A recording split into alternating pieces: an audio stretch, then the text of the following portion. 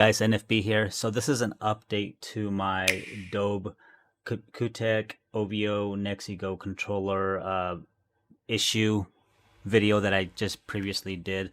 A huge shout out to Carl Robillos. I hope I didn't butcher your name, but he actually came up with a solution to this, and it was actually a really obvious one. I just wasn't aware of this because I didn't have to enable this feature on my previous switches. Out of all the switches I've had in the past, I've never had to actually manually enable this feature or this setting, and that's all it was. So as you can see on screen here, he says you're supposed to change a setting to enable wired pro controller something.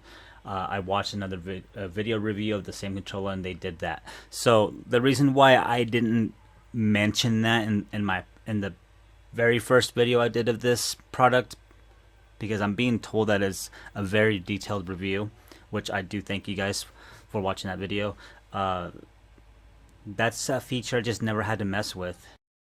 It's very simple. So you go to system settings, you go down to controller and sensors. From controller and sensors, you want to go to Pro Controller wired communication. Make sure that is on.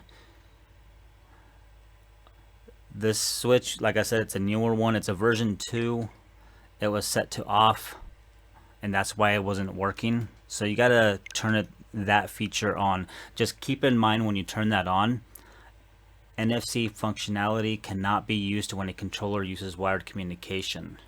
To use an Amiibo, disconnect the USB charging cable and use wireless communication. So you have to sacrifice your NFC. Not many games support the Amiibos right now anyways. I mean, other than if you're playing Smash or something like that. So just be aware of that, and that's it. Make sure your controllers are up to date.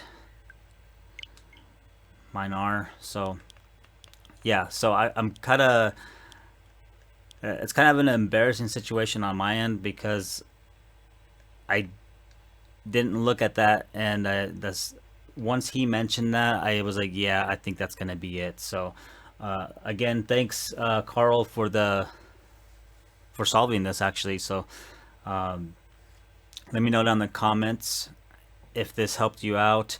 I'm going to leave the previous video on there in case anyone runs into the same situation and then they're able to see what the solution was, because on the other video I do show that, like, what's going on with the controller.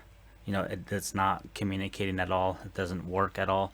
So I will definitely leave that video up, and I will put in the description and in the comments that this issue has been resolved. So thanks guys, NFB out.